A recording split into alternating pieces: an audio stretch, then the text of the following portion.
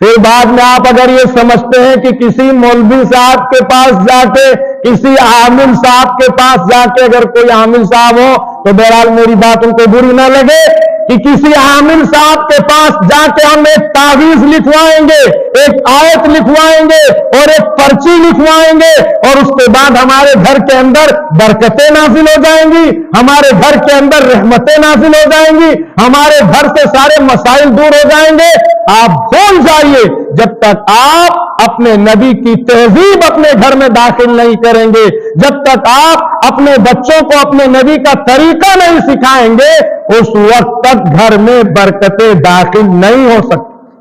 برکت لانے کا طریقہ نبی کی سنت ہے، برکت لانے کا طریقہ نبی کی سنت ہے، نبی کی تہذیب ہے۔ آپ اسی کو اختیار کیجئے، خود بھی اپنائیے،